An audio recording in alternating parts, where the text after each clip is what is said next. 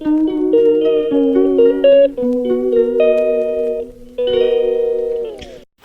Morning everyone, welcome to the channel কাবেরীর টুকিটাকি। আজকে আমাদের ঠাকুরকে দেখিয়ে দিনটা শুরু করলাম। আজ বুধবার 29 তারিখ।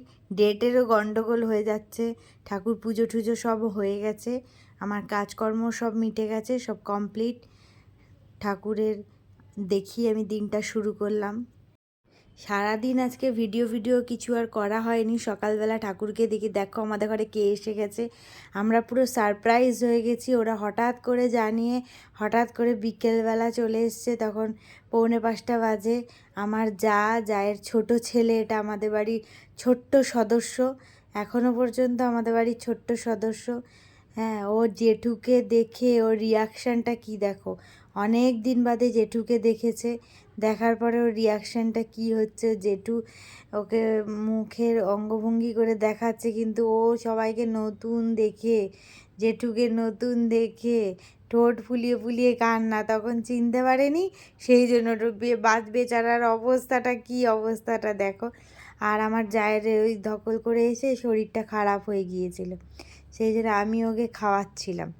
ও বেশ মজা করে করেই খাচ্ছিল। আমাকে কিন্তু খুব ভালো করেই চিনতে পেরেছে।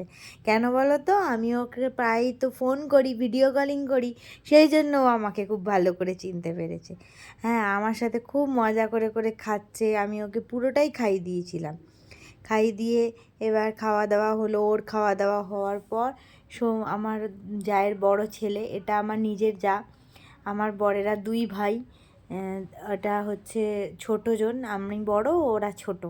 তাই আমাদের দুজনেরই মধ্যে খুব কথাবার্তা গল্পগুজব খুব হতো যখন আমরা তমলুকে থাকতাম। তখন এই ছোট সদস্যটির এখন বয়স 7 মাস পেরিয়ে হয়তো 8 মাসে পড়বে।